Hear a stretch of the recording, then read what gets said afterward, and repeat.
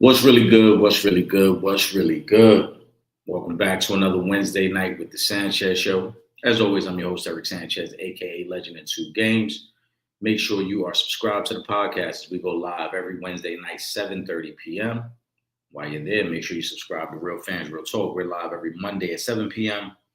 My brothers Will Gordon and Trip Young will be joining the live shortly. As always, we got NFL picks. We're answering questions in the comments. Shout out to the comment section. I see Pooh, I see Ron, I see Kyrie. We're gonna get to all those as well. If you're over on Instagram, bear with me. We getting the questions from over there as well. I'm just clicking back and forth between the two screens. With that being said, it is October 8th. We got a lot to get into, man. If you missed yesterday's episode, it was a great one. We touched on some of the games from last week. This week, obviously, we're focusing on week 6, do or die situation for the Ravens.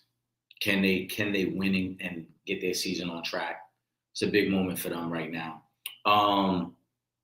Philly, can they bounce back? We're gonna get into that. They had a loss last week that I thought could happen. I mentioned it on the pod last week. I picked the Broncos. They were getting 4.5 points at the time. I like taking the points. Will Gordon and I both said we thought they could win that game. So that one didn't surprise us too much. But can Philly get back on track? They got a short week. They play tomorrow night on Thursday night. So we got to get into that one as well. And then a slew of other games, to see if teams can bounce back. You got, like I mentioned, the Rams going into Baltimore. Can Baltimore get themselves together? Cleveland makes a trade. They're officially going with Dylan Gabriel. What does that mean for Shedeur Sanders, though? Personally, I've said many times, man, Shedeur is not going to get a fair deal in Cleveland.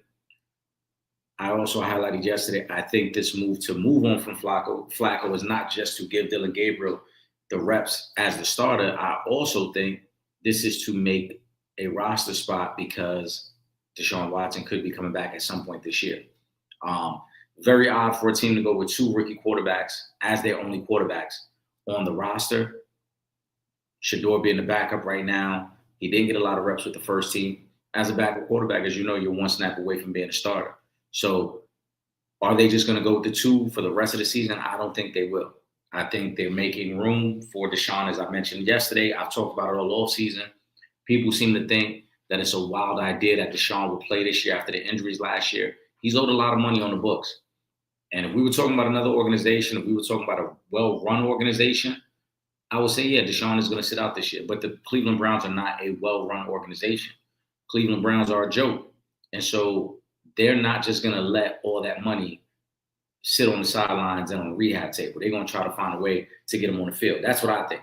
I think they want to see what they have from Deshaun. So we're going to see how that plays out moving forward. We're also about 3 weeks away from the start of the NFL season. NBA season. As you see, I got my Knicks gear on. I'm super excited about this upcoming season. We got to get into this LeBron James commercial. I'll bring that question up right now. We're gonna get to it again, Ron. Ron says LeBron James decision part 2 shit. We gotta hear Will Gordon's thoughts along with y'all. I know y'all talked about it on Real Fans. It's goofy, it's corny as shit of LeBron. I saw Stephen A said the same thing today. I mean, Stephen A probably tuned in with us yesterday because I called it corny yesterday. But I just think that LeBron is too great of a player to play these type of games and seek this type of attention. Too often, this is what LeBron does when he is out of the spotlight. Shout out to Vernon Brownlee. I see you. Vern, I got you. I'm going to let him know when he joins the live. I know last week the Commanders beating the Chargers. He was sick. But back to this LeBron question. LeBron is too great of a player, and he's done too much for the game. He's too successful of a businessman to seek attention in these ways, man. To tease a commercial or decision, I should say, to tease a decision when there's been a lot of speculation that he might step away after this year. For those that don't remember, during the offseason, LeBron had the opportunity to either opt in to one more year with the Lakers or opt out and become a free agent. There was a lot of speculation as to what they might do. It was clear that they're moving forward with Luka Doncic as the center and face of this franchise. Then you get LeBron opting in. There was talk that LeBron was trying to get a feel from the Lakers as to what they wanted to do moving forward. The Lakers have pretty much cut off LeBron in terms of the decision making moving forward with the organization. There was talk that his camp wasn't happy that the Lakers weren't trying to work with him on building the roster, which is something that LeBron has always had a lot of control with in the past. But again, this isn't your show anymore. This is Luka Doncic's team now. We saw some of the love Luka was getting. Luka showed up out in Dyckman in New York. Luka, a lot of videos showing that he's in the best shape of his life. There are some people who speculate this could be an MVP caliber season from Luka. They feel he's evolved and turned the corner in that way. And then LeBron, like I said, 3 weeks, 2 weeks, whatever you want to call it, 2.5 weeks before the season starts, puts out this teaser of him walking to a chair. You can't see who he's interviewing with because it's a wide lens. And it says the decision part 2, coming tomorrow, 12 p.m. Now, don't get it twisted, because everybody who's saying, oh, I didn't think he was going to retire, whether you thought he was going to retire or not, the impression he gave was that this was a career-defining interview he was about to give. Randomly out of the blue, like I said, after people had speculated, would this be his last year? The Lakers obviously are making it clear they're moving forward. Would LeBron consider walking away, especially since he got the opportunity to play with Bronny? That has been fulfilled. That's been checked off the bucket list. Would he decide to step away from the game after this shit? And then he puts out, like I said, this teaser. Every media outlet is reposting it, talking about it. This decision that's supposed to be coming. Again, nobody knows who he's interviewing with. Nobody knows if this is being put out there purely on his YouTube, on his. There's a lot of unclarity and uncertainty. This news was coming out, and then we find out it's an advertisement for Hennessy, and his decision is I'm going with Henny VSOP this season. I thought that shit was whack. I thought it was super corny of LeBron. Again, an attention whore at his finest. LeBron James just can't stand the fact that he's not in the spotlight. He cannot stand the idea of people not talking about him. He cannot stand the idea of people actually moving on from him. And don't get it twisted. Make no mistake. LeBron James is one of the greatest players of all time. Legendary. There's nobody who can dispute his place in history. But to make a move like that, I just thought was so beneath him. It was corny, bro. You're way better than that, and you're too legendary to be having them type of moments where you fake an announcement for it to turn into an advertisement. Will, give me a thumbs up once you're ready, bro. I just thought it was super whack of LeBron James. That shit is super goofy. It speaks to everything we talk about. It speaks to why so many people are fed up with the LeBron drama at this point. It speaks to why so many people already. We see it in the comment section all the time. At least, especially during the NBA season, at least twice an episode, we get somebody who says he needs to walk away from the game. I'm tired of his bullshit. I'm tired of his drama. I'm tired of the soap opera surrounding LeBron James. It happens during the NBA season. I guarantee you it happens at least twice an episode where somebody comments that. And him putting that out yesterday was a prime example of that. It was whack. It was whack. You don't do no goofy shit like that. The decision part 2 and turn it into an advertisement. Will, like I said, let me know once you're ready, bro. So that way you can get in on this question as well. It was whack of LeBron and his whole camp. Got my main man, Mr. Unpopular Opinion himself, Will Gordon in the building. Will, how you doing, bro? What they do, baby? How y'all feeling tonight, man? What's up with you, Eric? Followers? What up, everybody? Legend in 2 Games pod, real fans, real talk family. You know, all the regular contributors were good with y'all, man. I'm gonna assume that's a Juan Dixon you rocking right there. Oh, you know it's the one. That's the that's the one joint. You know what I'm saying? Shout out to retro jerseys. They came through with the stitch joint for your boy. You know what I'm saying? Nice. I didn't go into all the questions yet. Shout out. Who was the first one in the comment section? We got Kyrie in here. We got Ron in here. Ooh, also, Kyrie, Ron, what up? Vern over on Instagram. He said to tell you what's up. Counselor, what up?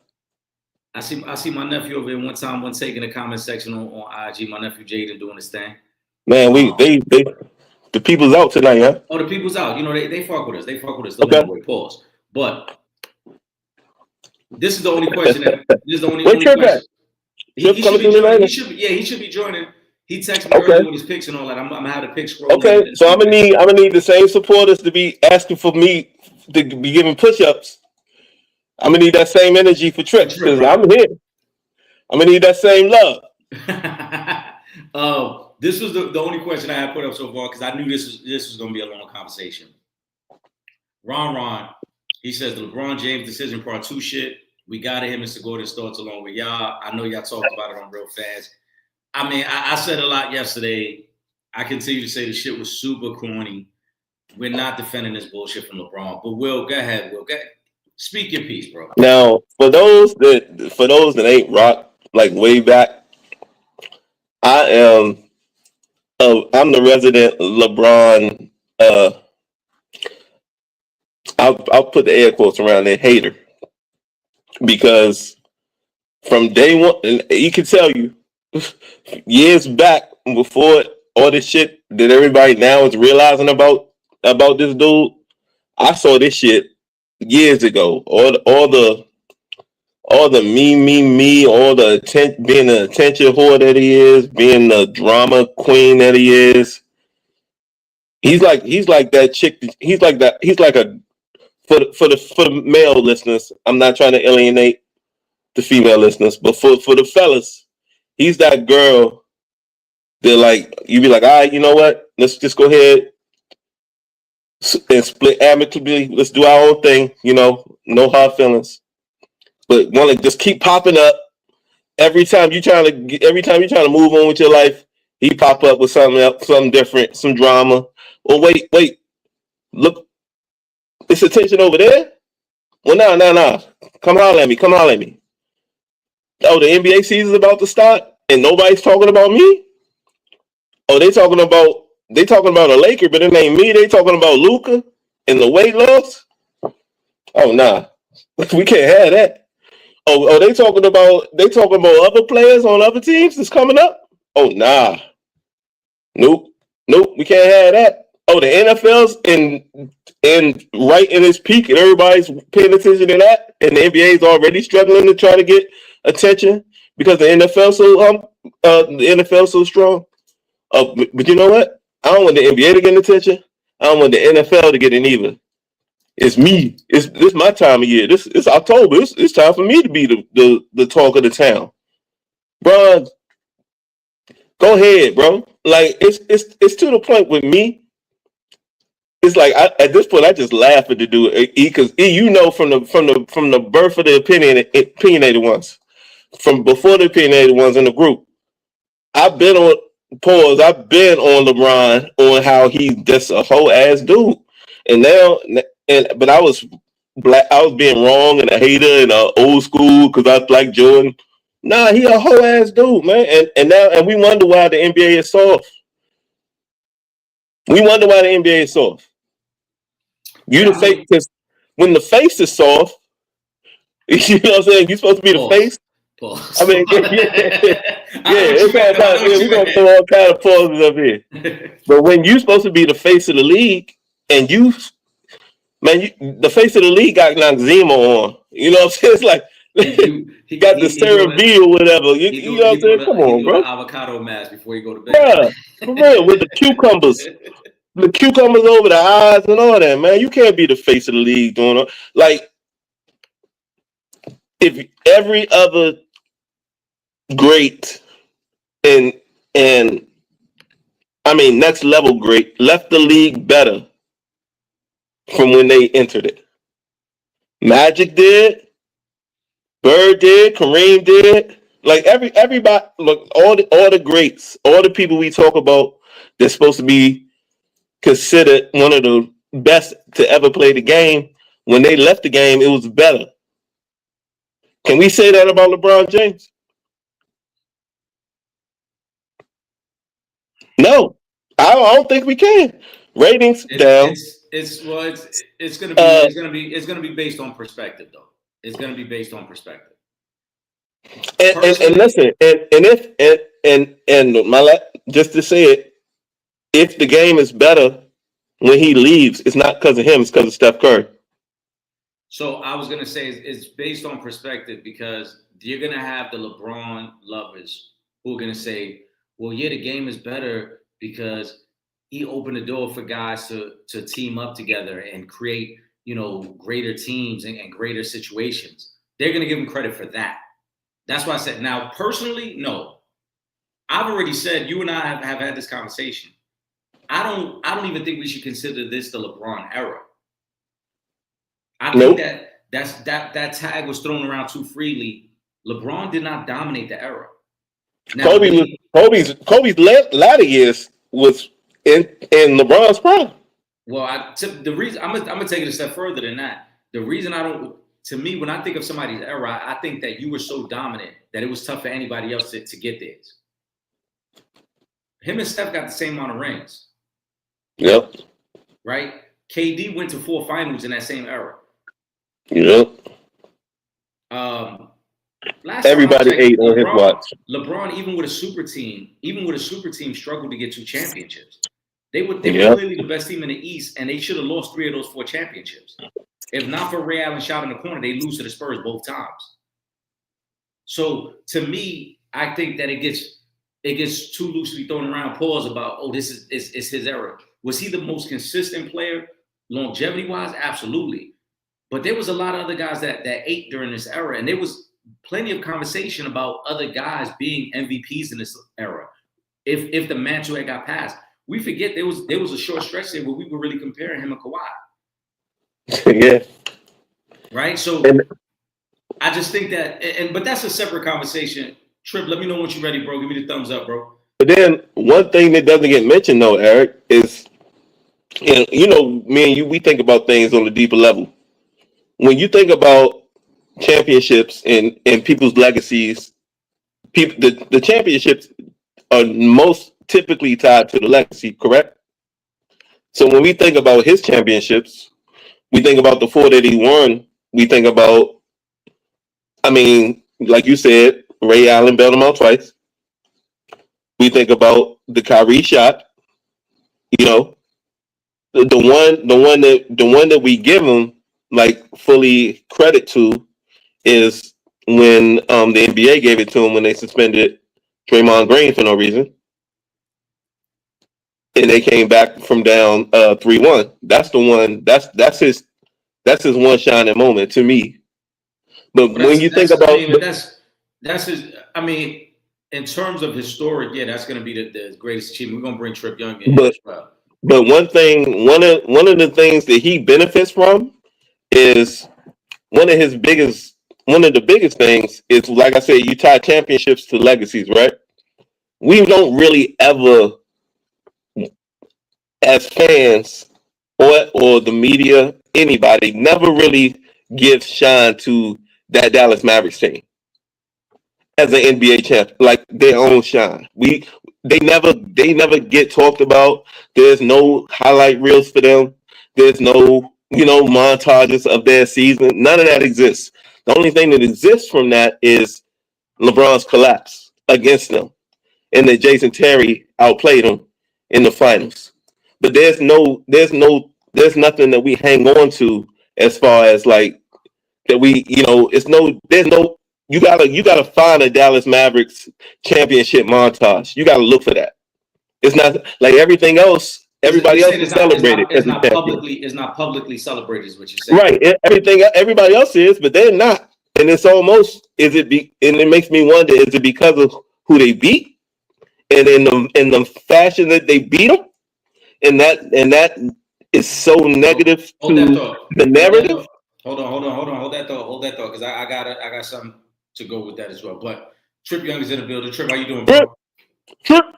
What's going on? I was just sitting back and hearing these awful things that y'all was saying about my main man LeBron James.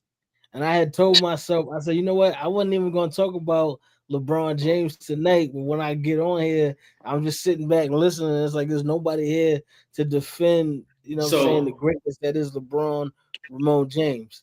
And I'm here now. Go ahead and mute me now.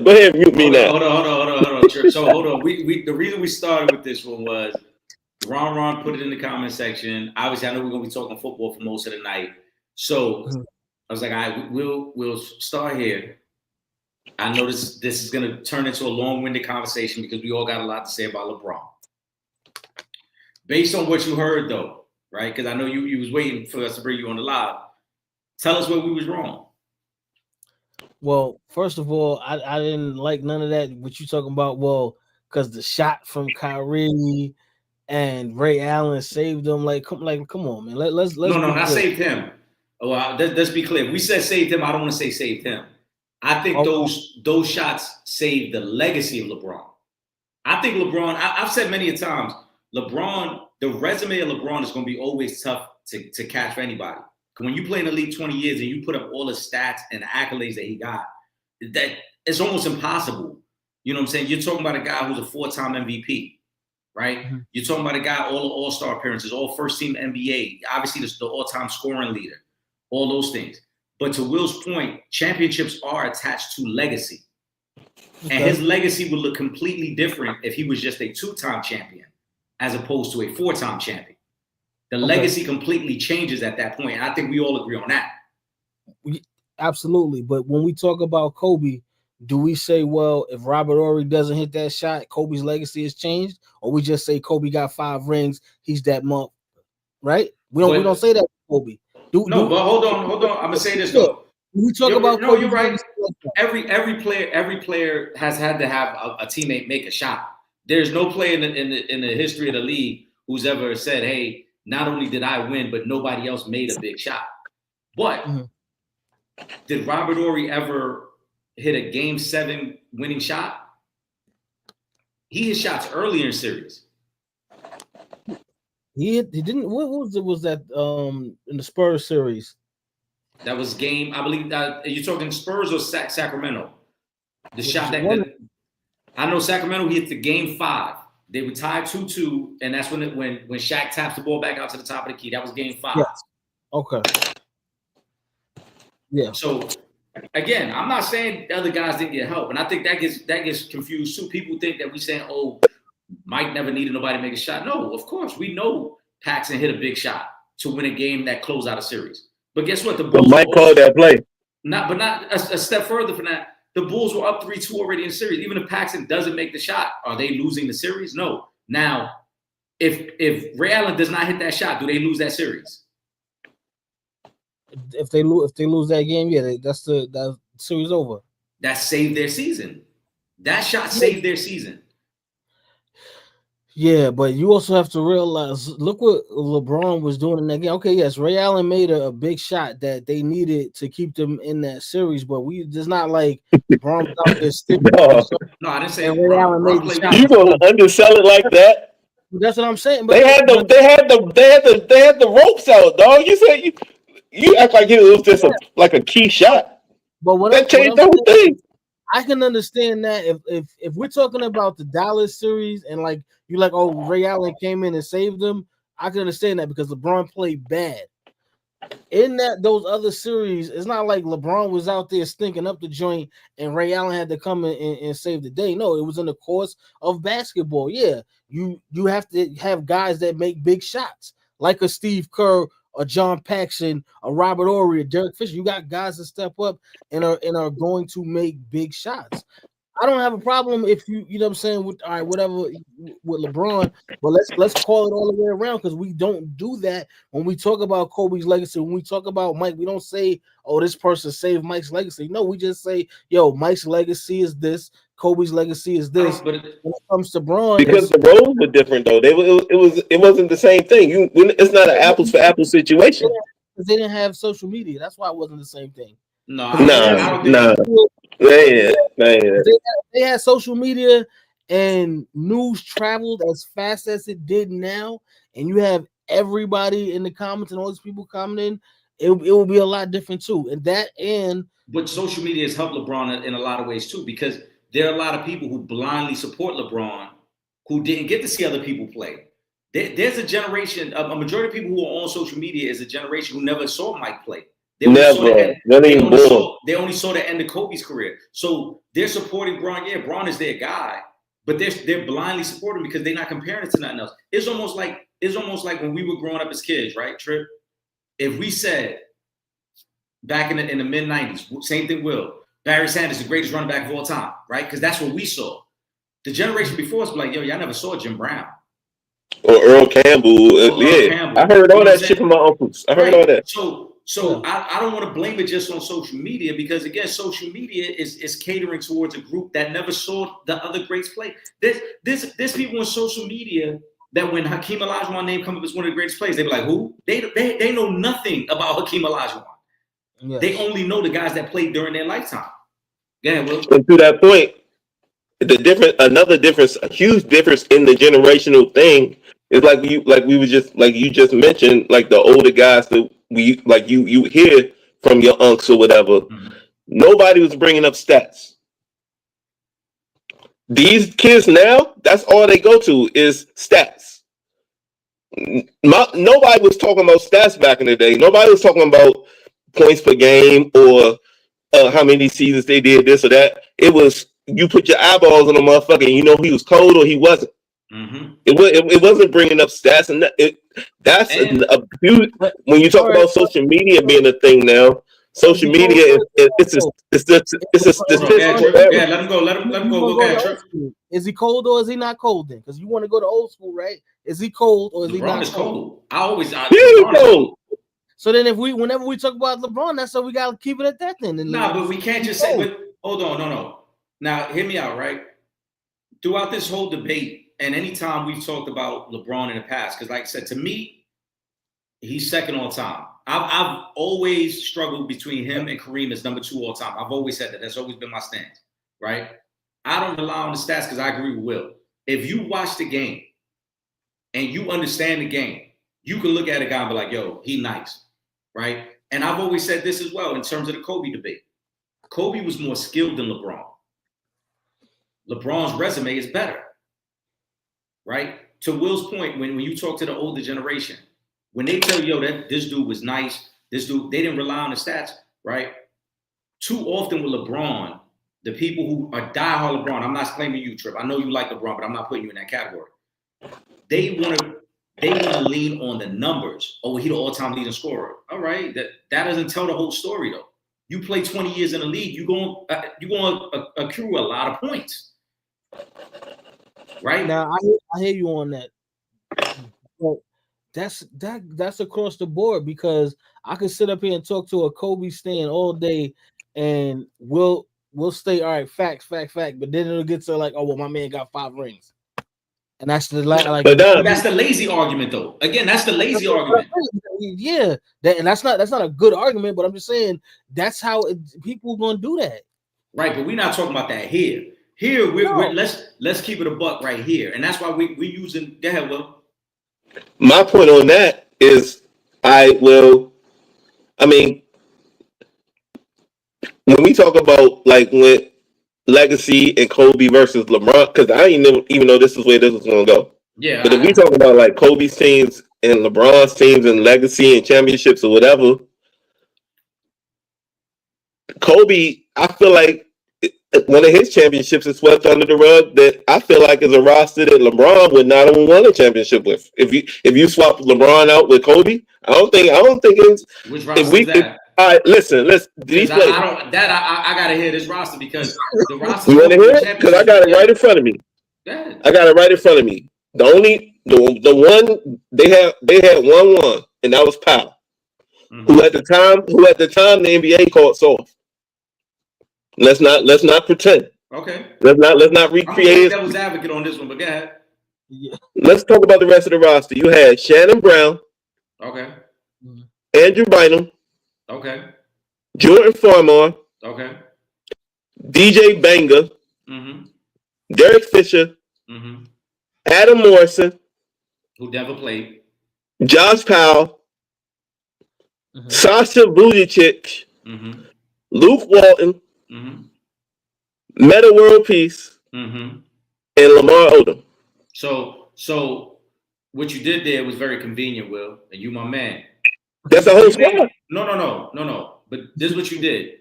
You know basketball just like we know. Why you save Metta World Peace and Lamar Odom for the end of the list? You said all them other dudes to heighten your point. You said all them other dudes to heighten your point, and then you conveniently left off that Ron Artest. Pull up basketball reference, and it's the same order, dog. I'm just reading the list. But you know who was on the roster is my point. Yeah, but I'm reading the order. Hold on. Would you take that Lakers team or the team he took to the finals? Hold on, Trip. Let me make this point, Trip. Hold on, Trip. No, this team won.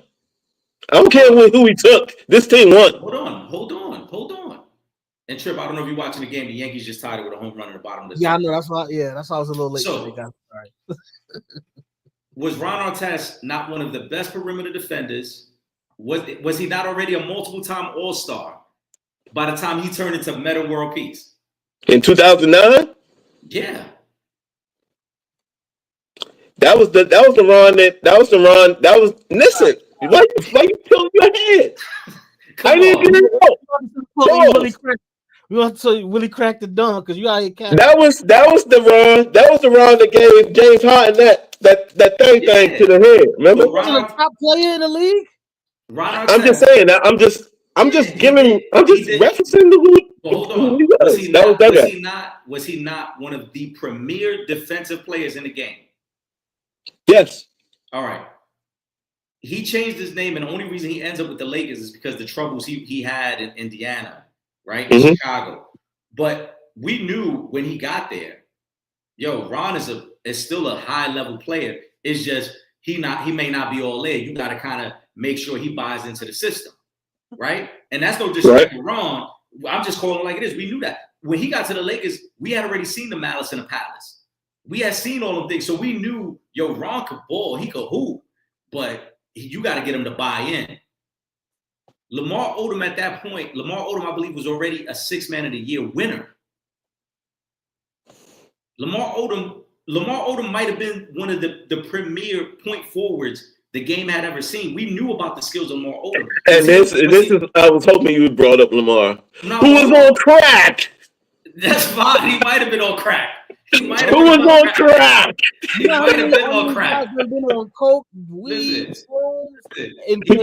shout out to Stephen A. Who was on crack? I was hoping you leaned on Lamar pause, man, because he was on drugs at the time.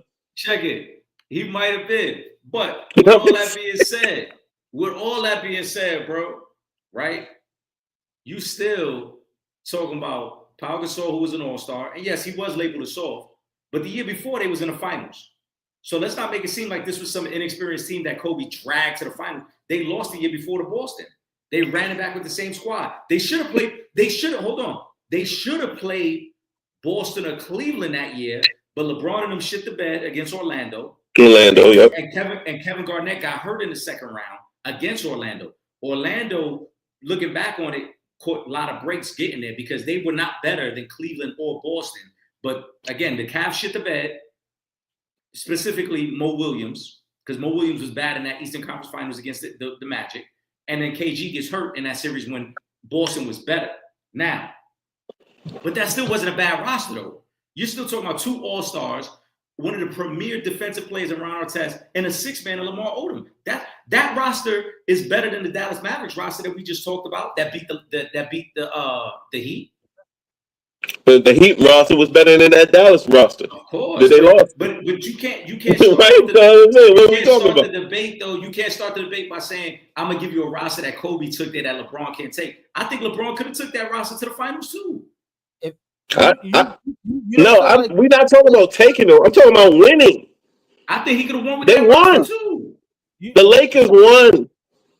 But you trying to say like this is such a bad team that Kobe took them and LeBron couldn't. First of all, it's not even a bad team. And you're telling me we're not talking about 2025 LeBron James who's still in the top 10. We're talking about Miami Heat, who's the best version of LeBron James, being on that Lakers team. You telling me they couldn't win a finals? Stop. Well, they couldn't win. Well, why didn't they beat Dallas? With that LeBron you just referenced, why didn't they beat Dallas? Why not? Because LeBron choked. Yeah, exactly. Now let's move on to football. Hold on. now, to a point that you made earlier, and we're not going to stay on this topic too much longer. But I do agree with you, Will, in the sense that that Dallas team does not get celebrated enough. But the reason it doesn't get celebrated enough is not sexy. It's not a sexy story. It's no different than why don't the Toronto Raptors winning with Kawhi get celebrated enough? Right? Kawhi went there for 1 year. He basically was a hired gun. They have a great playoff run because we know they celebrate the shot that one of the luckiest shots ever, but they celebrate the shot that Kawhi hit over Philly more than they celebrate the actual title run. But that was just a morning run. Like either way, like that was like in the case of like when you swing it around, there was nobody on that Toronto team that we're supposed to be calling the GOAT. Like we got it is what it is. Like when you supposed to be carrying all this shit, and when this is your celebration, you putting the crown on. The crown's heavy, and so when the pressure comes and when people talk about you, don't want to take that shit off all of a sudden. Don't want it to be light. If it's heavy, it's heavy. Pause. You gotta take it. Pause. And I will say this though, that Trip over there losing. Listen, we're gonna wrap up the LeBron conversation. The whole question really from Ron was regarding the decision part 2. I've already said I think that was super corny of him. I talked about it yesterday. We talked about it today. LeBron, this just looked terrible for him, Trip. And there's no way to put it. It just looked bad. It looked like, since you guys aren't paying attention to me, I want your attention. So I'm going to do something to try to get your attention. It didn't require the rollout that he attached to this with a teaser of big announcement coming tomorrow at 12 o'clock. And then, hey, oh, by the way, it's just an advertisement for Hennessy. Not even hold on. Not even like you rolling out a new liquor that you're promoting. I thought he had a tequila. I think, isn't he in business with tequila? Does he have his own tequila? Or is he partnered up with somebody on the tequila? You know what? That I'm not sure actually. Right, I thought he was involved in the brand, and it wasn't Hennessy. Shout out to the comment section. Shout out to IG. I see Nikki Giovanni over there. I see Vern was over there. He was talking crazy about you, Will. We're just gonna let that go though. Man, the council know where to find me, man. They from what I've read and heard, Will, the DC area has been looking for you. They said that whenever you want to become a Commanders fan again, they looking for you. Nah, I'm good over here, man. I got you. Let's get to. Listen, we got one more conversation piece. Shout out to Pooh. It was the first question of the night, so we're going to get to it.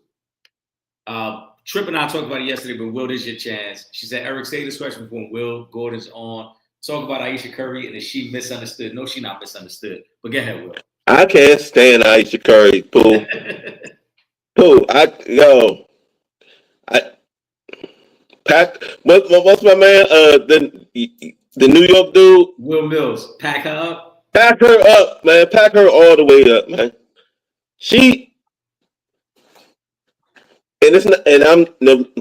I'm not saying, I'm a girl dad and I respect the women, but you need to fall back, Ayesha. Because listen,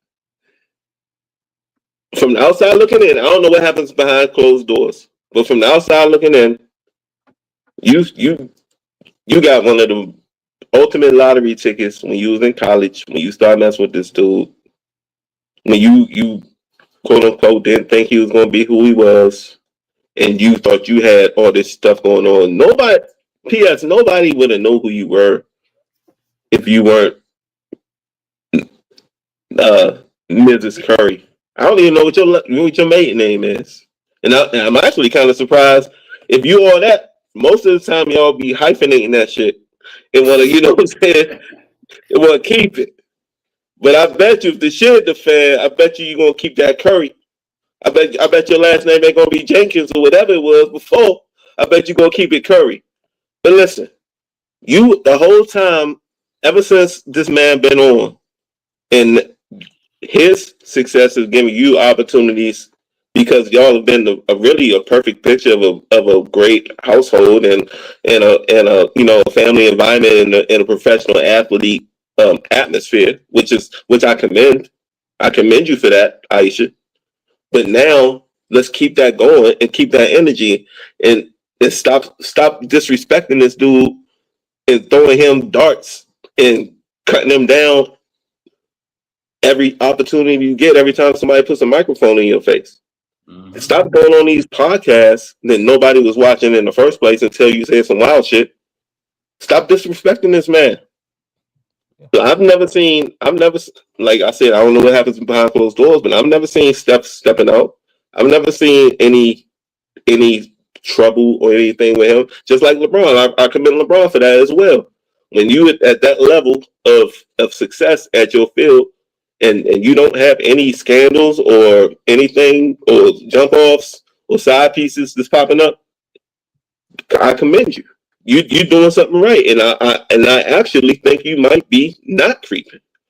But for you to then take his kindness for weakness almost, and every opportunity you get, slander this dude or disrespect him, like this stuff that's going on now, this is just the latest.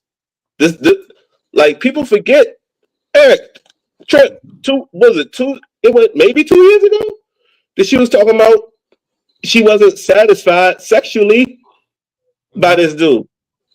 Hey, even if that's the case, even if that's true, why do I know that? Why do we all know that? Why? Who compelled you to share that with the world? Because you got a microphone in your face. Every time you have an opportunity to build up your situation, it's like you're trying to almost build a wedge in it and say, well, this is the Steph Curry, like this is him, but I'm Aisha. Like you only it's like you want to be one name. You know what I'm saying? Like I'm Aisha. You ain't Beyonce. You know what I'm saying? You ain't none of these one name celebrities. You ain't that. That was never the situation. And the fact that we don't see any reason for you to act this way, like what has he done to cause you to step out and talk about your husband who's held you down and your family down? As far as we know, what has caused you to step out and disrespect this man's name the way you have? And not even on a celebrity level, just as your husband. If you're talking to your girls that way about a husband that's maybe he's not in the NBA, maybe he might work at a factory, but he's holding you down and holding the family down and not cheating on you, but you like, well, yeah, because that's where it hits me, is because that it's like it's the same shit. Like, well, it's not good enough. But what's good enough? What's good enough is a fantasy? Because I can tell you, it's a million chicks that would trade places with you in a damn heartbeat and wouldn't have shit to say negative about this dude. But you sitting up here talking shit about a guy that, as far as I can see, is holding you down, and you would be nobody without him. I'm sorry, you wouldn't. Nobody's checking for Aisha Curry. Nobody. So, Pooh, I hate the whole situation. I've always disliked her. This has just put a stamp on everything I thought about her in the past. And for real, I mean, I'm not saying because they got family, they got kids, I'm not saying he should leave her. You know, I don't like seeing households broken up, but she needs to watch her fucking mouth, period. I mean, and I don't want to sound like that kind of guy, but in this situation, yo.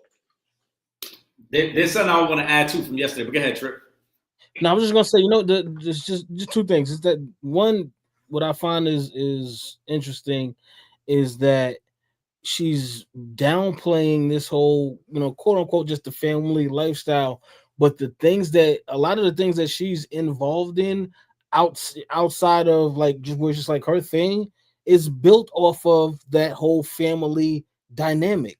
The reality shows that she does, the appearances that she's made on certain shows, it's based off of their brand of being this like wholesome couple that you keep downplaying every time you sit down on somebody's podcast. I just think HGTV. Yeah, you know what I mean. So I just Food think Network is crazy to me, and not saying I can understand when it's like Will and Jada, because I don't respect that either. But at least in that situation, I can say, well, I know people have been talking about things with Will for as long as I can remember, dipping and dabbing in some things and a lot of rumors and stuff. Like you said, Will, we don't hear about things like that when it comes to Steph Curry, anything.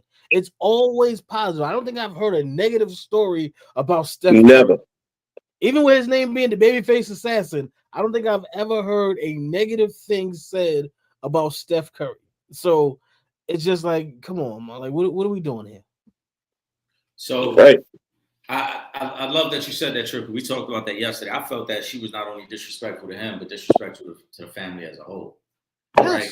Yes. The children as well. Children, right? Now, we all come from a similar situation, right? Where you keep things in-house. If there's a problem, we discuss that in-house. We figure that out in-house. It ain't for the world to know what issues we have. So like Will mentioned, if her and Steph was having intimacy issues, right? Because she talked about he can't make a buzz. That's something y'all talk about in the house and y'all figure that out. That ain't for the world to know that y'all, your sex life ain't where you want it to be. If for her to say, oh, I had a plan and getting married and having kids wasn't originally, that wasn't my original plan. Cool. But you 4 kids in now. And now you talking about I never wanted to have children. How you think that makes your kids feel? You got a teenage daughter that's probably looking at you crazy. And then on top of that, what example are you setting for her when she goes into future relrelationships now? Yep. Because again, what happened to keeping things in the house? You know what I'm saying? And then what's up, Trip? I'm sorry. Remember that scene on the Fresh Prince? Why he don't want me? Why he don't want me no more, man? Why he don't want me no more, man? You know what I'm saying? But then also check it, right? I thought about something after we got off air yesterday. Do y'all remember? It's been within the last month. There was some IG dude who had put up a comment and talked about Ayesha Curry. He talked about she one of them wives that want to be in the streets. You know what I'm saying? Yada, yada, yada. Killer Mike had commented on it. And then Steph went at Killer Mike. Respectfully, though. You know what I'm saying? And Killer Mike apologized to Steph. He was like, yo, you know what? I was just responding to what that dude said. You're right. I don't know what goes on in your house. My apologies. I didn't mean to overstep my boundaries. He apologized on the podcast. And then he even said, yo, I'm going to send them some flowers and all that because I don't want them to think that I was trying to bash his wife. Yeah. And then she proceeds to go on a podcast almost 2 weeks after Killer Mike apologized for agreeing with that comedian. And she pretty much validated everything that comedian was saying. Mm-hmm. That you want to be in the streets so bad you don't even see what blessings you have in front of you. Yep. You got beautiful kids. Like you got beautiful kids. You got a beautiful family. You literally in the top 1%. Yeah. You ain't had to work a hard day in your adult life. Yeah. And yet she made me sick, man. Nah, this why I said for real. The more you say talk about it, I'm like, ugh. And this why I said yesterday, Steph should give her what she wants. You know what? If you think it's better out there, then go ahead. Yeah, for real. Absolutely. The only thing that's gonna happen is they got because with divorce laws and all that, she gonna have to get a bag. So you ain't even showing nobody that you could really get it on your own anyway, because you're gonna take this money and go run off and do whatever you want to do and go live your best life. So it's like, nah, I ain't even for that. You can't even give her no divorce stuff. You got I mean, I guess you're right, yeah, because then you give her the easy way out. She had the easy way out. She gonna take that money and build a bullshit brand and make it seem like, single mom out here just grinding away, making it happen and shit. Meanwhile, you done caught $100 million check off the divorce and shit. Exactly. Come on, we know what Mike's wife got. Yeah, I mean, that shit is super goofy, man. It's super fucking goofy. And like I said yesterday too, there's a prime example. The women that support Ayesha Curry, y'all fucked up too. Because if the roles were reversed, if Steph was on a podcast talking about the sex life is what she'll make me buck. I never really wanted to have kids, man. That wasn't my goal. It wasn't my goal to get married and have kids. Now that's shaming somebody. If a man would have said that, that's they gonna say, yo, yeah. Like, nah, bro. But we're not gonna say that because it's a woman saying it, that you shaming him. How you shaming his sex game like that? Like, okay, maybe his sex game isn't that good, but you don't have to come on a public platform for millions of listeners. Yeah, man, that's when I lost it, man. It's like, come on, man. Like I said, the whole situation is trash. It's the whole thing is trash, bro. Like you sitting here acting as if your life is such a struggle, bro. You guys were college sweethearts. From the day he left Davidson campus, he been a multimillionaire. Y'all ain't had no struggle. It wasn't like Will said, you know what I'm saying, like a traditional situation where, yo, the dude is a 9-to-5 blue-collar worker out here. He got to get it. Y'all got a budget. Y'all got to figure out how the bills getting paid. Right. You know what I'm saying? It's not the best of every fucking the moment y'all walked off campus at 21 years old, 22 years old, you ain't have a hard day in your life. Right. But see, that's what pissed me off. It's because there's girls that look to her and be like, well, you know, go ahead, girl, or whatever. You know what I'm saying? It's like, yo, y'all ain't even on that level. Like, she got a lottery ticket. Y'all don't be set team Aisha. Like, this is not the way. This is not the way. This is not the role model for y'all. Nah, listen, man. Let's leave that alone. We almost an hour in, man. Make sure you guys subscribe to the podcast. We are live every Wednesday, 7:30 p.m. And don't forget, Real Fans Real Talk on Mondays at 7 p.m. Subscribe to both. Go back in the archives. A lot of great episodes, a lot of great lives. Hey, y'all had a banger last night, man. Appreciate that. Yeah, Will texted me after the show yesterday. He said it was a great joint. So let's get to the NFL talk and let's get to the picks. Last week, I went 7-7. Will Gordon went 7-7. Trip Young went 5-9 last week. Oof. Wasn't the best week for none of us, but we also got fucked by a couple games balls. There was a couple. Let's keep it up. The Arizona Cardinals, I think, fucked America last week with their shenanigans. They fucked it up for everybody. The 49ers decided to show up on Thursday night. That fucked it up for everybody because we all had the Rams last week. What other ones? I think most of us had the Giants last week. The Saints fucked that up for all of us. Yeah, we all had the Giants. Yeah. So those were the three the three most common ones. I think we all had the Chargers last week too. Those were the four, really. I think so. Those were the four. But again, 7-7 for Will and myself. Trip went 5-9. We got to be better this week. The parlay hit 5 of 9 picks for the second straight week. Let's try to see if we can get that going for this week. We got to tighten that up. We got to tighten that up. We got to get better there. So that was for Ron. He wanted to know how the picks went. That's how it went, Ron. What we got right here? Kyrie said, I won't be on posting, but talk about the Diddy verdict. Will, you didn't get to speak about it because me and Trips. Go ahead, Will. What you think? I actually, I thought he got more of the time than he was going to get. To be honest, I thought he was going, based on the charges that he beat and the charges that he was facing. I thought a lot of his sentence was going to be time served, and I thought he might see maybe 2 years. I ain't see 5 coming or 4 in whatever months or whatever. But all I'm gonna keep it to is he actually went to real court and not the court of public perception. In the court of public perception, he probably would have been doing 50 years. But in real court, he was only facing certain charges. That's on the DA. The charges that they felt that they needed to bring against him.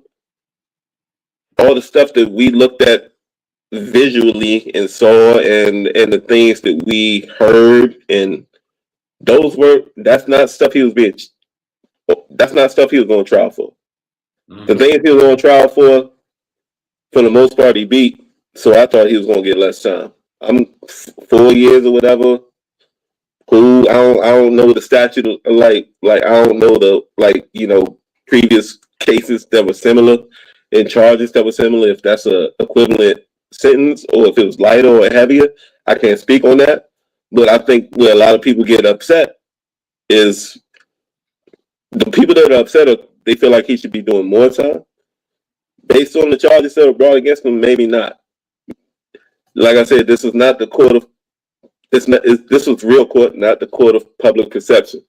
Public perception. Oh yeah, you put him under the jail, but that's not the stuff he was charged for. So that's the thing, people. We got to remember, it's not what we think; it's what they thought and what they thought they could prove. I mean, that's the legalese of it all. So at this point, is he a piece of shit? Can we all say he's a piece of shit? Yeah. Yeah, of course. But in the eyes of the law, for the things that you were charging him on, if we keeping it that, then it's probably pretty fitting. But that's on the DA for not charging him for everything else. So it is what it is. He's gonna do his time, and that's what it is. I mean, we always said I thought the charges wasn't wasn't really strong anyway. But go ahead, Trip.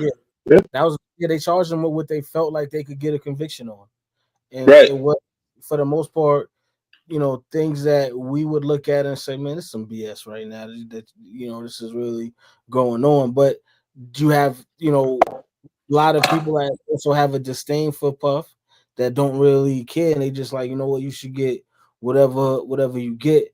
The problem with that is you can't on one hand say that you have to trust in the judicial system and follow it, and then when you don't feel like he got as much time as he should have gotten, we can't have it both ways.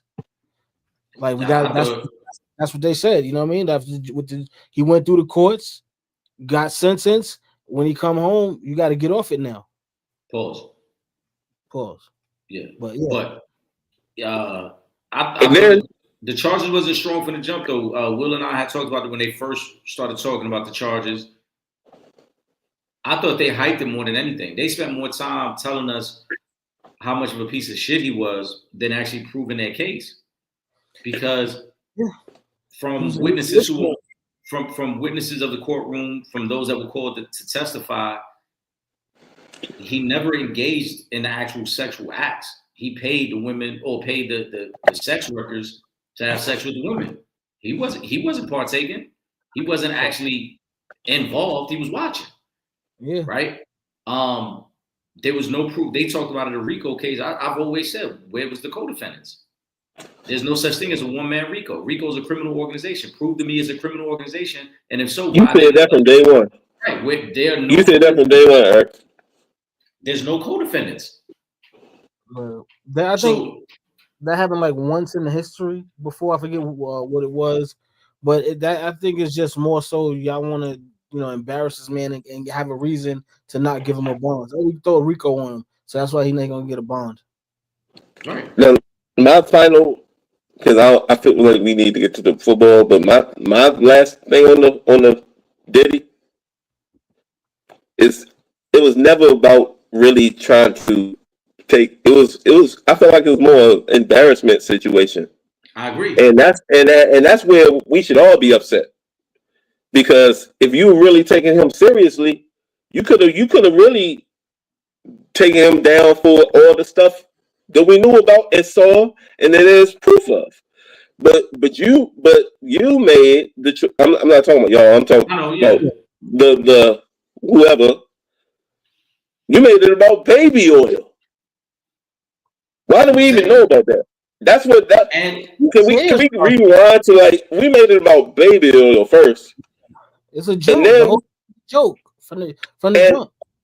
And then we talk about the DA brought up charges that they thought that they could prove, right? Mm-hmm. And what I don't know how it is in the state wherever this took place, but in what state do you have video evidence of physical assault and don't charge, and the state doesn't bring charges against the offender? Well, that's something you could have proved when Cassie got her ass beat in the hotel. Yeah, but they kind of, they swept that underneath the rug. No, it wasn't. That's what I'm saying, though. So we shouldn't even. So what should we be mad about? Him beating the charges that he was brought up on, or should we be mad that the charges that he would not have beat weren't brought up? We should be mad that he wasn't charged for beating Cassie. Yeah, but see, this is the part that gets overlooked, and this is why I keep mentioning co-defendants. Cassie never seeked criminal charges. But that's what I'm saying though. In most states, you don't have to. Especially if it's on video, the state can come at you. If they have the video. They didn't have the video. Puff had the video because they paid the security guard for it. The security guard testified to that. I think he paid like $200,000 and they got the video. Cassie, even when she got her ass beat, but Cassie never went to the police, even when she got her ass beat that time. The hotel never reported it because I guess the time of day that it happened, somebody either didn't notice it or just assume, hey, if she ain't saying nothing, I'm not gonna say nothing. Who knows there? But the male sex worker, the Punisher, was on multiple. It's crazy, I know, but he from Harlem too. He a Harlem dude. He was on multiple interviews where he said he was inside the courtroom a lot of days because not only was he called to testify, he said he sat in during some of the testimony. He said one of the things that for whatever reason never was talked about, or maybe news outlets thought it wouldn't fit their narrative, was that Cassie talked about asking for the money in a civil suit as opposed to criminal charges because she knew that it could implicate her and the other things that Puff was doing. So that's why I said she was never brought in as a co-defendant. I think she was given immunity. And again, for her to right now, oh, he's a threat to the community, he shouldn't be let free. You didn't feel that way when you got the $30 million from him. When you see civil suit as opposed to criminal charge, you didn't think he was a threat then. You was okay with him being a free man. Yeah.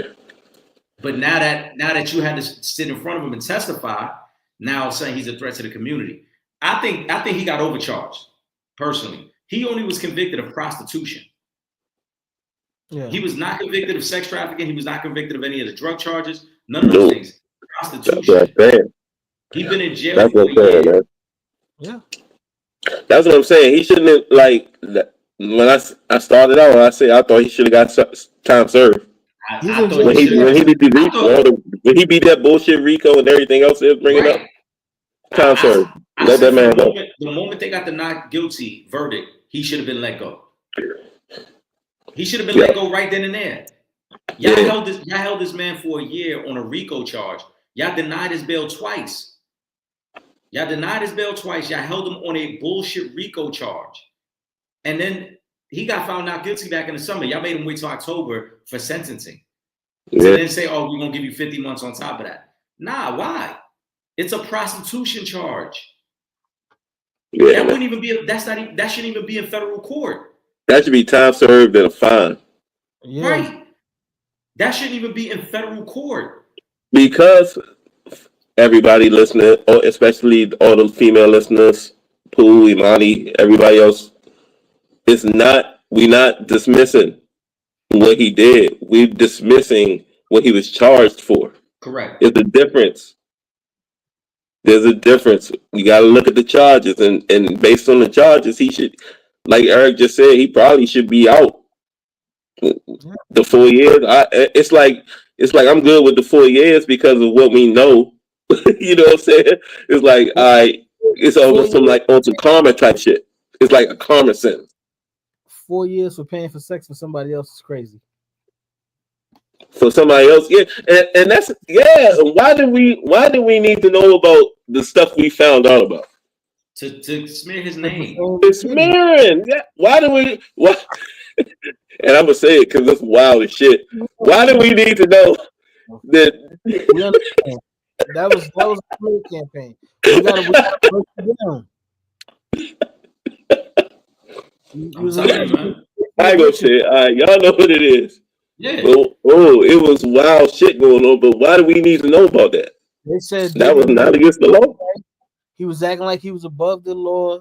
He needed some act right, and we gave him some act right. That's what happened, basically. Humble yourself, man. Yeah, to me, like I said, I thought he was over processed for this situation. It was bullshit from the jump. They knew it was bullshit from the jump. That's why they took so long to present the case. They knew they didn't have enough, and instead they try to focus on other things. They try to focus on baby oil. They try to focus on, oh yeah, he got all these celebrities videotaped, and they try to tell you all this shit that meant nothing to the case. Yeah. I don't think they ever had enough. But Lee, let's go ahead, man. I guess one more thing, and then we're gonna get to the picks. Ron wants to know, can each of y'all talk about the Kyron Lacy shit? Tripping out. I can't. I'm out on that. I didn't even know about it. I can't even front on y'all. So you remember? I know now, but I didn't even know about it going into it. Yeah, so just a reminder, me and Tripp talked about it yesterday, but Kyron Lacy played at LSU, great friends with Jaden Daniels. Jaden Daniels had actually tweeted about it after he took his own life. He was supposed to be in the draft, and then that report broke out, and then he was being investigated for his reckless driving and what they said led to a fatal car crash. A lawyer down there who's fighting on his behalf to clear his name actually was able to get the traffic video that shows he wasn't even close enough to cause that accident. He was on that road, but he was not the car that caused the accident. There was another car that caused the accident. Unfortunate situation because the young man was going to be in the league. Again, like I said, he was a draft prospect. He would have been in last April's draft. When everything took place, he withdrew his name from the draft, obviously, because he's fighting for his freedom at that point, and teams were kind of off him. And then under the pressure of everything that was taking place, he killed himself. And we don't know what else he was dealing with because he might have been dealing with some other personal stuff. And then having to deal with this case might have just been the final straw for him. But it's super unfortunate that now we find out he was not at fault that day. And his name should have never even been brought up the way it was, which then affected his future. So that's that, man. Let's get to the picks, though. Will, we got to do this 3-leg parlay. We got to win this week. I need to know, man, what are your 3 legs for this parlay, for the Opinionated Ones parlay for week 6? Let's get some winners here. This week, I just wanted to go with straight up. Because here in the next few weeks, I'm gonna go with like individual player legs, but I'm gonna go straight up win loss. You know how I do. Okay. I think the 3 games on the slate that I really, really love. I mean, they're not heavy plus money, but I love the Eagles this week. Coming off that loss. Philly money line, that's what, -390. Yeah. Okay. Oh, is it -390? God damn. For money line, yeah, -390. They have the favorites. That's too much. That's too much. The spread was 7.5. Yeah, spread is 7.5. Money line is 390. Damn, that's too much. I can't give you that. Come back to me, man.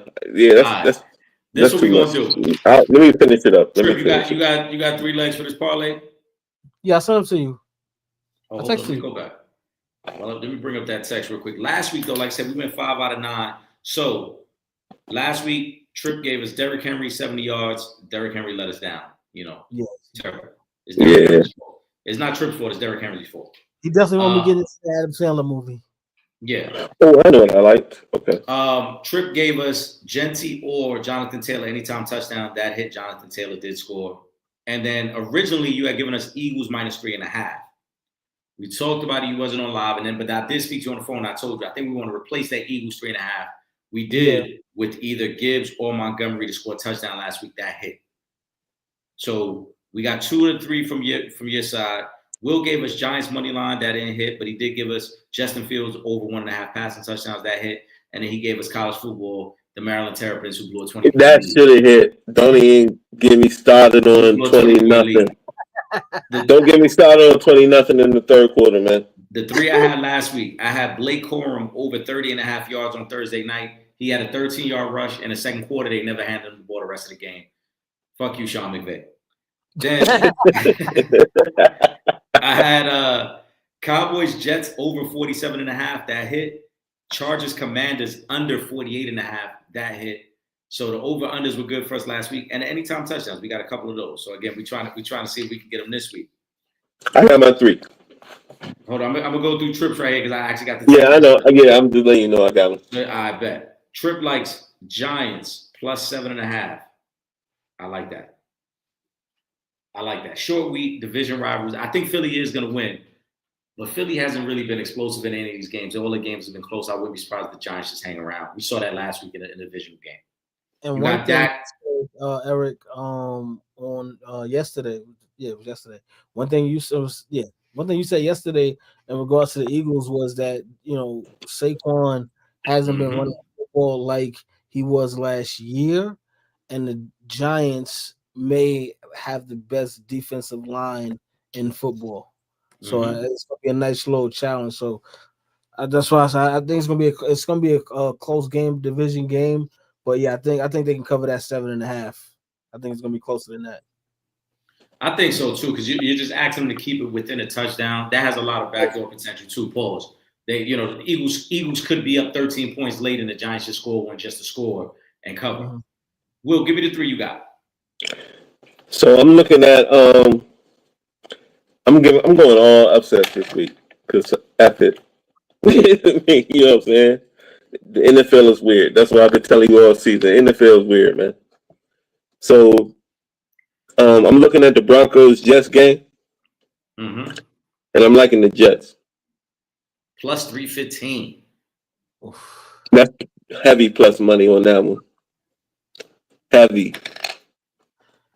Then I'm looking at where that I just had it right here. You like the Jets to win or just to cover? Because they're getting 7 points. To cover. All right, so you want to go Okay, all right. Yeah, good. Plus 7. Because I don't know about the Jets beating this Broncos team. That defense is real. I don't want to wake up or I don't want to turn the game on Sunday morning, I should say, and they already. That's the early joint, right? That's the London game. Yeah. You turn the game on, they're already down 14-3, and now you gotta hope Justin Fields can get a comeback against that defense. Then I also like the Saints against the spread. Saints got the Patriots. You like the getting the plus 3.5, right? Yep. Plus 3.5. All right. And then the third game was I like the Titans straight up in Vegas. That one I can understand. Straight up, no. I like the money line on that. That's plus 188. That one I can understand because Raiders ain't good. So you basically picking between 2 bad teams. You take your chances there. Yeah. What is that Patriots 3.5? Because I don't know, man. The Patriots are looking better every week. They are. The NFL is weird. That's the only one. Every time I pick shit like that, it's like, man, the NFL is weird. I would be nervous about though. Yeah, no, I agree because we talked about it yesterday with the Patriots, right? They 3-2 right now. They got 4-1. They could have been 4-1. They should have beat Pittsburgh. They turned the ball over 4 times in that game. But you look at their next 4 games, bro. Like the Patriots could win their next 4 games. I don't think they will, but they got Saints, Titans, Browns, and Falcons. So either the Patriots are as good as we think, and they might be 7-2, or this might be the week that they stumble. They might have had their big emotional win last week, and then maybe they stumble in this game against the Saints. And I got one more. This is a bonus pick for this. I'm not gonna make it a regular thing, but separate from the parlay. If y'all want to go out on a limb, you know, if y'all got some FanDuel money just laying around, you trying to burn up, don't be surprised if the Bengals beat the Packers this week. So you know what? I was thinking that too, actually, with Joe Flacco out there now. Yeah, but is Flacco playing? That's gonna give them a joke. This week. Yeah, he will. They installed him today. If he's playing, because we've seen the Packers now twice blow games that they should have won. One was the tie, obviously, and then the loss to the Browns. I think the Bengals offense with Joe Flacco is that much better than with this dude, and they could go in there and steal one, and nobody know what the heck happened, and they be up out of there with the W. It's gonna get that offense is gonna have a jolt, thinking they have a chance again. I'm telling you, do not be surprised if the Bengals go out there and come home with the dub. Because I'm probably gonna put a couple parlays with that as part of it. You give Jamar Chase to fatten the give them a little bit of something to work with, and they gonna make it happen. They ain't getting nothing right now. You give them a little something, and they'll be spectacular. Yeah, that's what I'm saying. He can give you something. They ain't getting, like you said, Trip. They are getting negative right now. So if he can give you anything positive, and that's when a joke. Look, they got weapons. Jamar Chase, T. Higgins, Chase Brown. I mean, they got dudes that can produce, and now they're gonna feel like they can win again. Yeah. You know what? They don't have a little confidence boost. I might put something heavy on that. Pause. So I like them getting a 14.5. I don't think the Packers is going to. That's crazy. That number's crazy right there. The spread is 14.5. 14.5, bro. Nah, that's not. Nah, that's wild. That's a crazy number. Like, right now before they change. Actually, I'm gonna take the Titans joint out and put that in for the Bengals to cover. We'll take my Titans joint out and put the I'm gonna actually take the Patriots joint out and put the So take the Saints out. Yeah, and I'm gonna put the Bengals to cover. Bengals plus 14, and then you want to still leave the Titans money line. I'm liking Cam Ward, man. All right. So the Bengals one, like I said, I think the 14.5 is crazy. I'm taking them to cover. That's my weekly pick. They're gonna cover 14.5. Like you saw, even last week, right? They're getting blown out. They got too much talent. They're gonna score 2 or 3 times in that game. Even if they lose, they're gonna probably get to 21 points. So I don't think they lose by 14.5 points. 15 points is a lot of points to beat a team. That's a lot, yeah, bro. That's a lot. You know what I'm saying? Especially, like I said, especially when you got the ability, even if Green Bay's up big, then the Bengals are just throwing the ball down the field, trying to get down quick and they score, whatever. Exactly. In garbage time, now you got And what I heard was that Joe Flacco in his career and off the Bengals coaching tree, that he's been in this offense twice. Okay. I still like it's not forward to him. Yeah, I love the 14.5. I'll take it. I'm going to piggyback that with another part of this game that I really like, and this goes to the offense. The over-under for this game is only 44.5. I like the over. You look at the Bengals, like I said, they score points. Now, their defense is trash. We know that. So Green Bay's going to have their way with that defense. But in terms of the Bengals, I don't think they're just going to be held to 1 touchdown, 2 touchdowns. I think they're going to probably at least get to 21, 24 points in this game. And then if the Packers just get to 20 points, 28 points, you hit the over. But if you look at the Bengals this year, they scored 31 points. They scored 24 last week against the Lions. Outside of that, unless you got an elite defense, they're going to struggle. The Broncos is the one game that they struggled this year against an elite defense. We know the Broncos have that type of defense. I don't think the Packers have an elite defense. I could see this game being somewhere in the range of like 34-24. Packers may still win. What's the line? The line is 14.5. The over-under is 44.5. I love the under. I love the over. They might cover that over by the third quarter. Because unless you're saying, I mean, that Bengals defense is cheesecloth. So yeah, I mean, 44 points.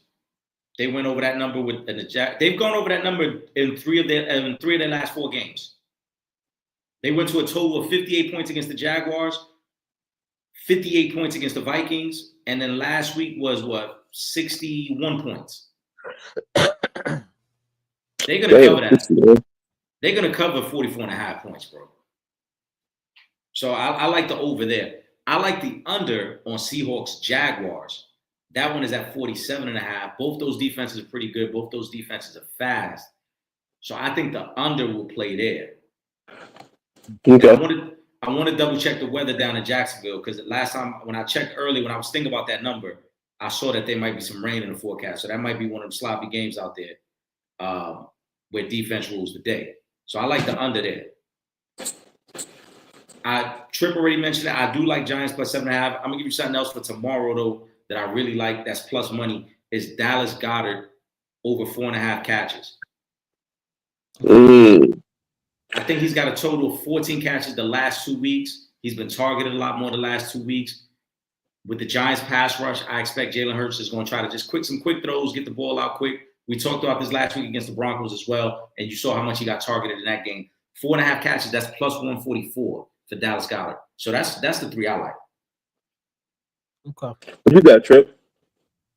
The Giants 7.5. Jonathan Taylor touchdown. And what's my other one, Eric? JT touchdown. Dak Prescott 250 yards passing. That's crazy. Yo, I'm sitting here looking. I've been looking down this whole time, Tripp. I'm looking at the shits. and I was looking at Dak's numbers. I was like, that's crazy. That's what you get. Low key second in the league in passing yards right now. Mm-hmm. Yeah. I was looking at it. I was like, damn. I like that one a lot. And I thought about taking an over there too, because the over is 50.5. All of Dallas's games are shootouts. Dallas don't stop nobody. Nope. Yeah, I mean, I love that one. Giants. That one. You look at the Cowboys. Week 2 against the Giants, they had a total of 77 points. Week 3 against the Bears, they had a total of 45 points. The Packers game was 80 points. Last week was 59 points. Yeah, 50 might be going over there too, might be the move. But I definitely like Dak 250 yards passing. Do they get CD back this week? I didn't hear that. Is he? I'm trying to see. What was it? I didn't hear the question. Do they get CD Lamb back this week? Oh, I'm not sure. That I'm not sure. I don't think so. Nah, he still didn't practice. Yeah, he was a non-participant in practice today. They got him listed as questionable. If he don't practice tomorrow, he ain't playing. Yeah. I mean, they still been moving the ball. I mean, you saw Pickens is getting a lot of targets right now. Pickens and Ferguson. I got to check. On Sunday, I'm going to have to check to see what Ferguson's number looks like, because they've been throwing the ball out. Who playing tomorrow night? Tomorrow's Giants-Philly. Ooh, I love that for a Thursday. Have y'all looked at the Thursday night lineup for this season? It's crazy. Not the complete lineup, no. I mean, remember last year we had so many trash ass games? Yeah. It's like they really tried to rectify that this year. And a PSA for everybody that watches Thursday Night Football on Amazon Prime. Click the screen, and then under the playlist, it shows you 3 different broadcasts. If you click the broadcast that says Next Gen Level Stats, I think that's what it's called. Mm-hmm. If you click that broadcast, you will get the all 22 view like you playing Madden.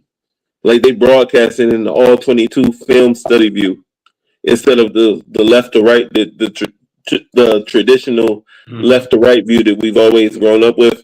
It's the north to south view, like if you was playing Madden. And not only is it that view, each player on the screen, it has their name highlighted. And whenever route they run, there's a trailer behind it. So it looks like once the routes are run, it looks like a Madden play call screen.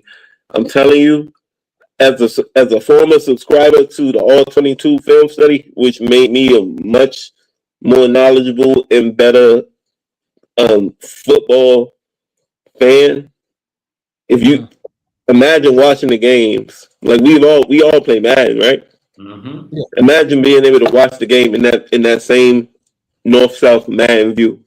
It's amazing, and it's free. It don't cost you no more. All you gotta do is click on the screen, go down to it'll show you the alternate broadcast.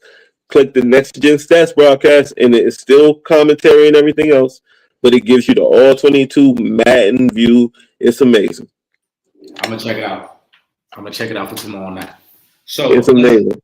Let's go through some of the games. That's the 9-leg parlay. So we're gonna go. Stop me if there are any objection, guys. This is the 9 we're gonna place. All right.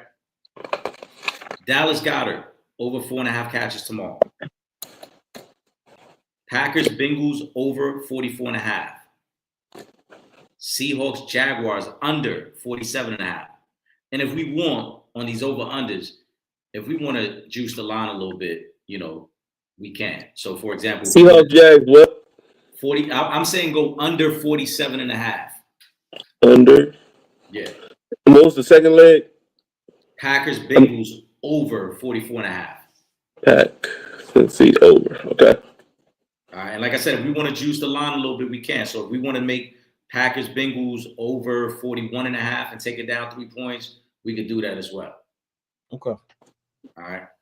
And same thing with the under. If we want to juice that line to 50.5 and keep it under, we can. Then we're gonna go Jets +7. Titans money line Bengals plus 14.5. Mhm. Giants plus 7.5. Dak Prescott 250 yards passing. And Jonathan Taylor anytime touchdown. Let me see if we can put this together right now and see what it looks like. I bet. In the meantime, let's run down the games real quick. Will, I got your picks going across the bottom of the screen. There was a couple that you highlighted that you thought were like upset alert picks. Yeah, I know that was mine. You had the Broncos on there. You had The Patriots Pats and the Packers. Out of those three, which one do you think is the most susceptible to an upset? the most likely. Yeah. Who the Patriots play again? The Saints. The Saints. Actually, to be honest with you, I think it's the Jets. I kind of I'm gonna play the West Coast to East Coast thing into play because the Broncos have been on the road a bit.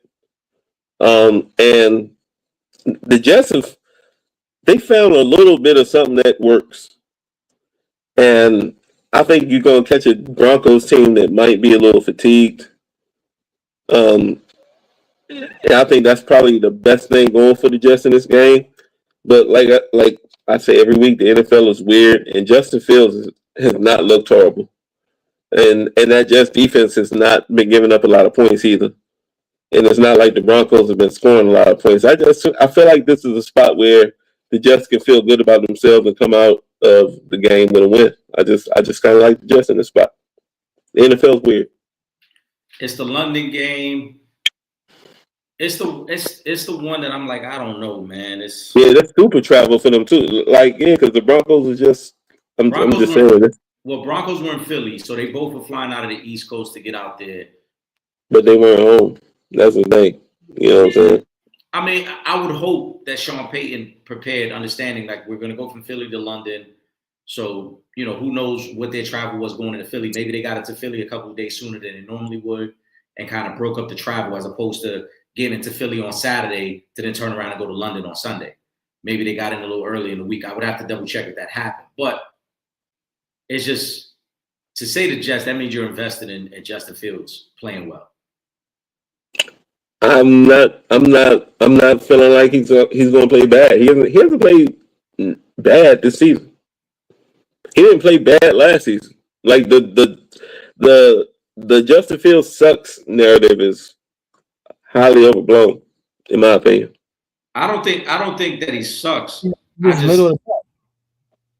Yeah.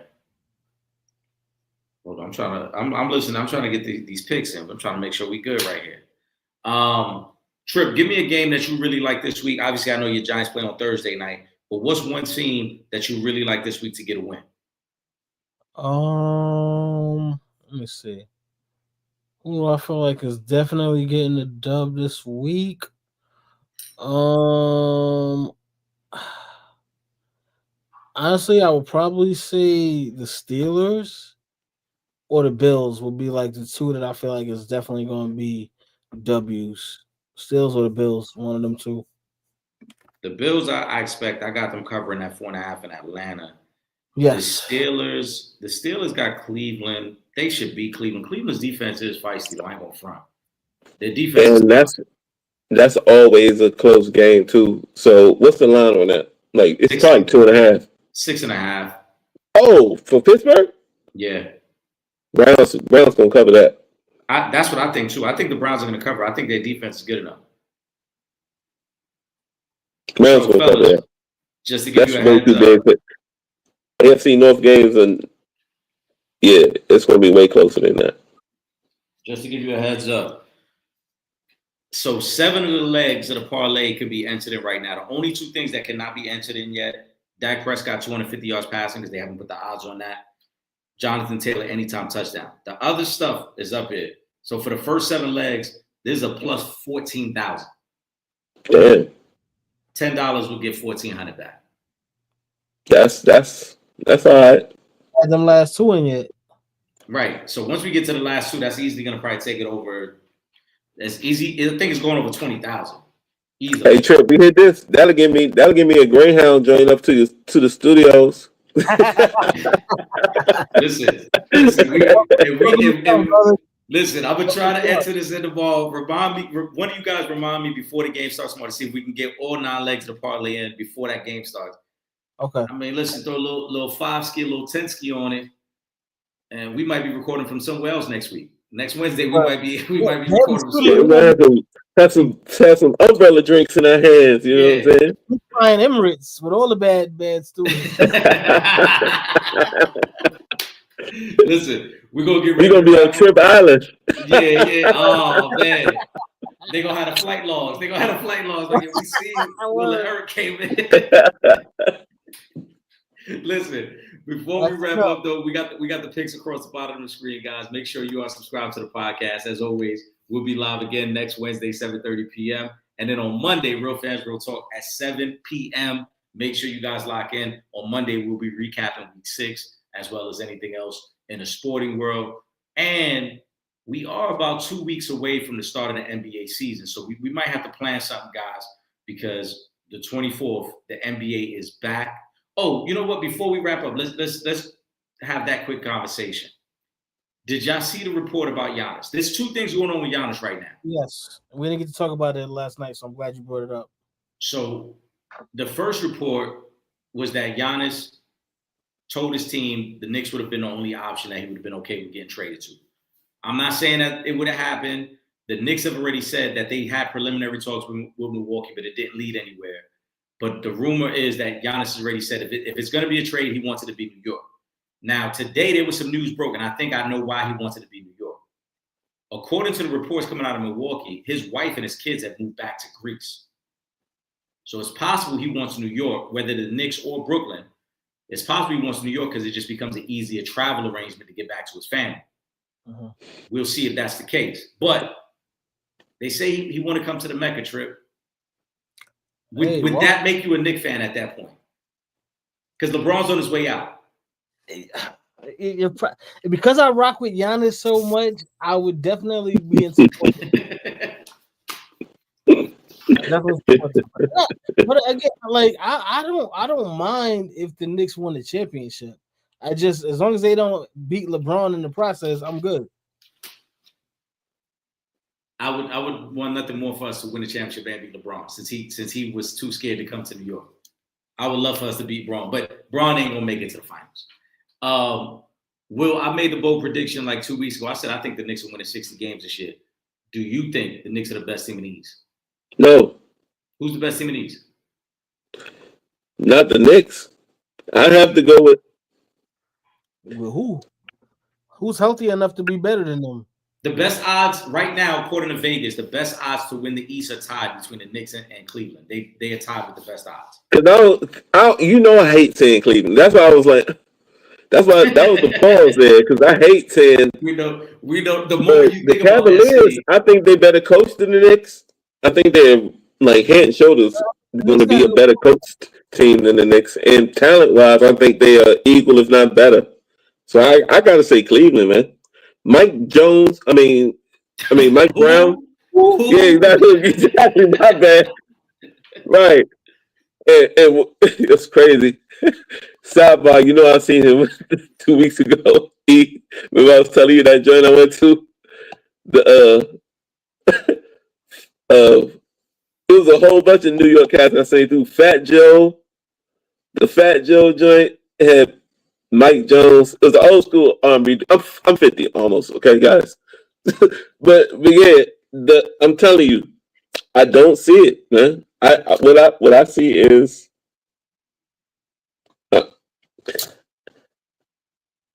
Cleveland is just better. Like, and especially if you get Giannis, you got to give up half your squad. How you gonna get? You can't just insert Giannis. No, but it's not gonna be half the squad, right? Because, like I was saying, potential trade packages that they could send them, and most of them, you actually have Brunson and Towns still in New York.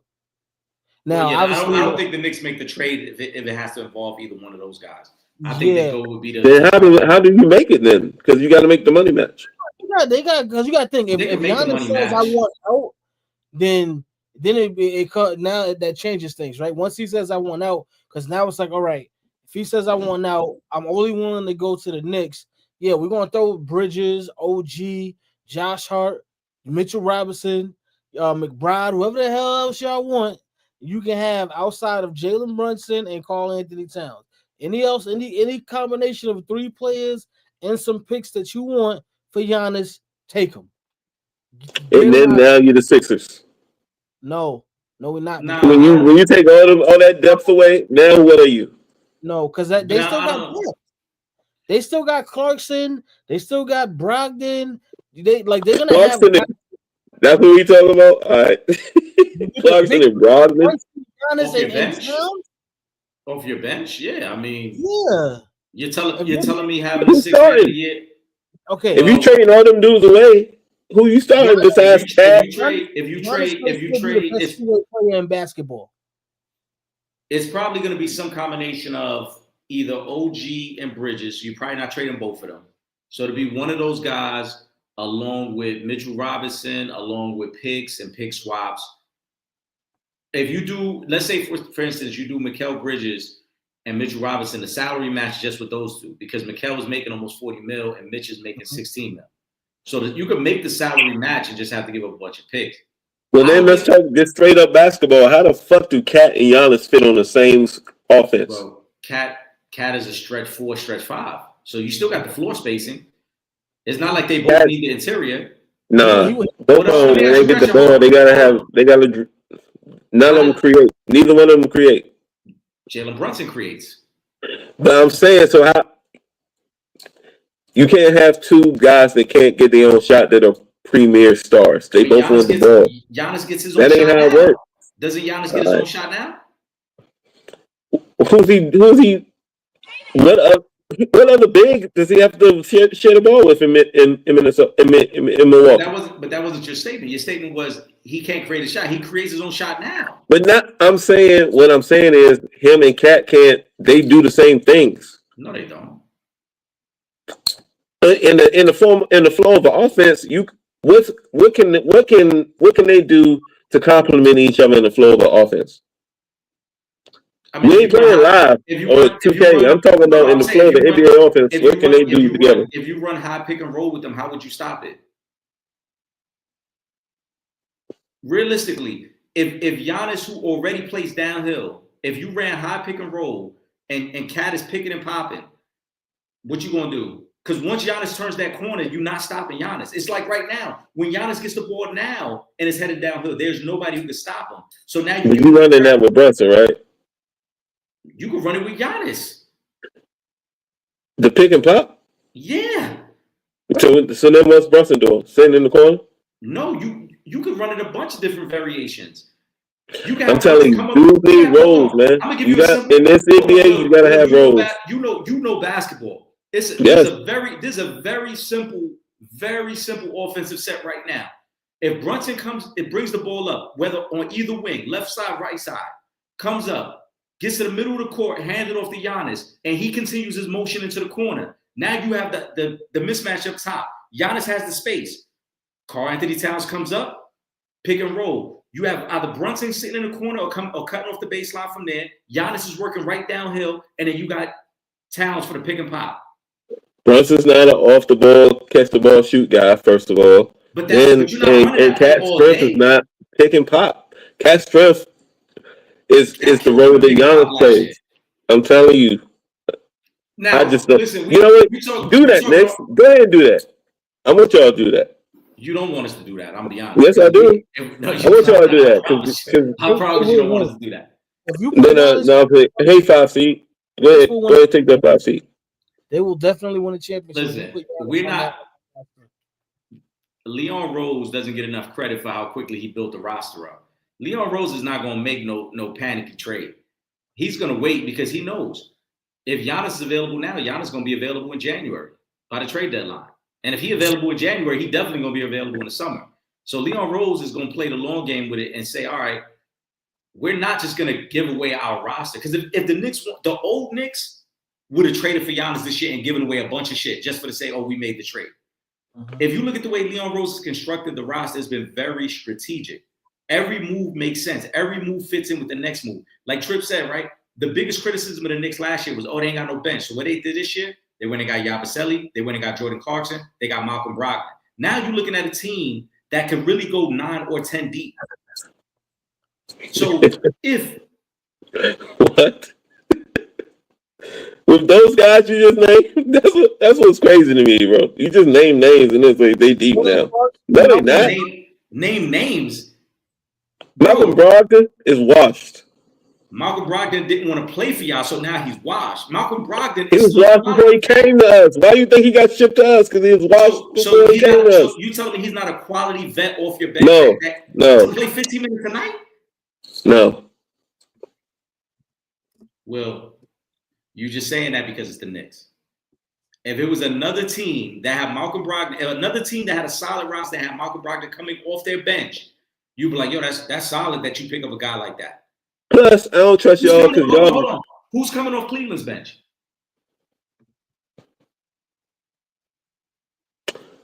They deep. Well, I don't want to say it out loud, but they deep big wise. Yo, they got to start in 5.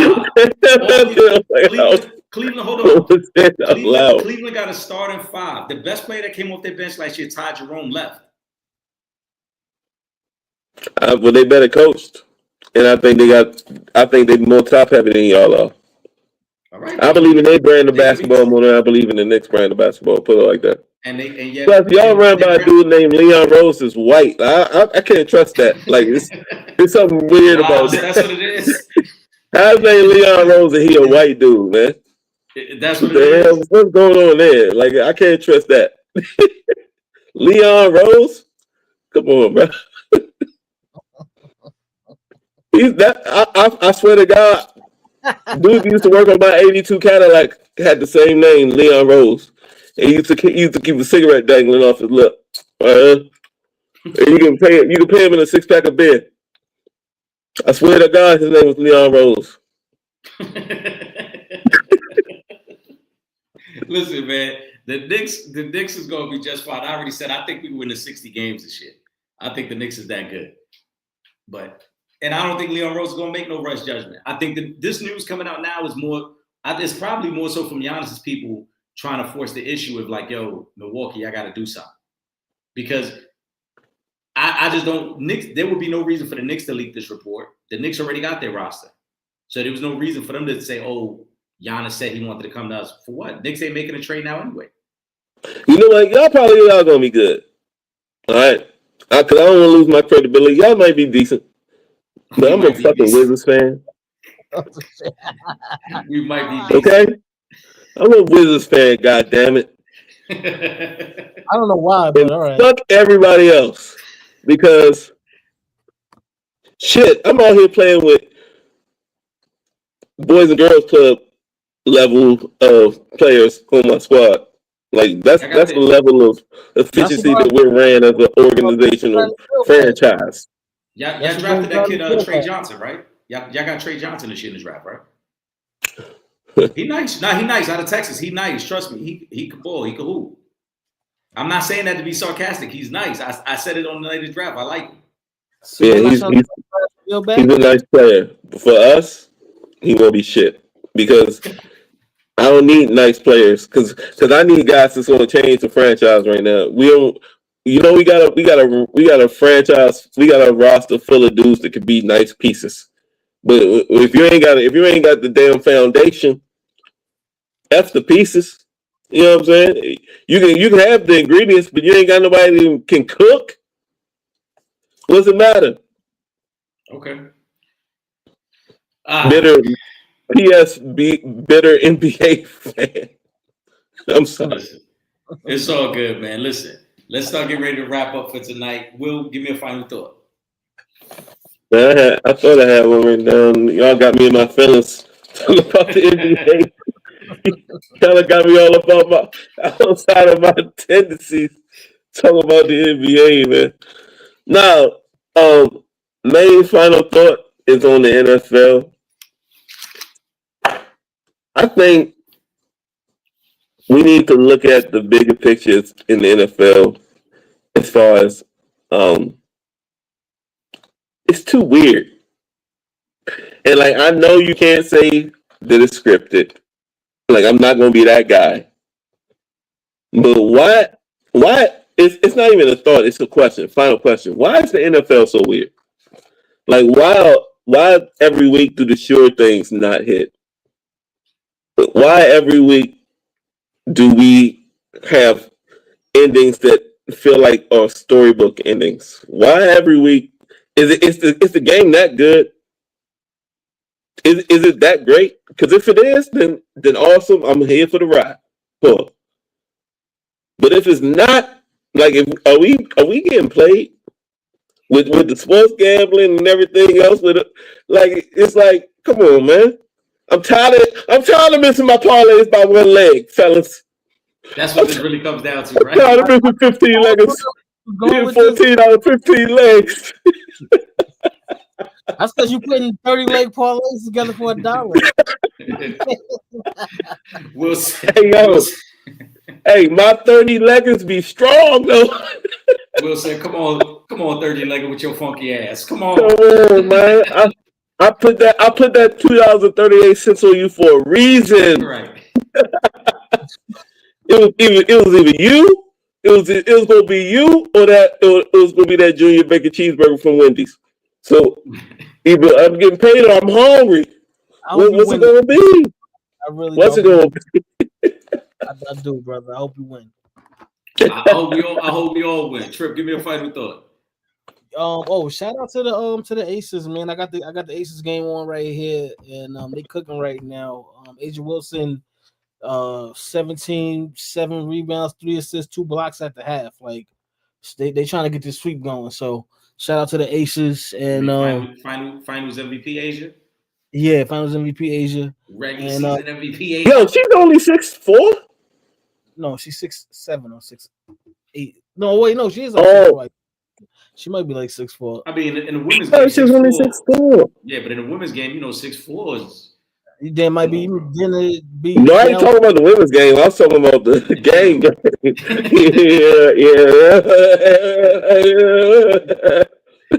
You'll send you a tall glass of water. I could.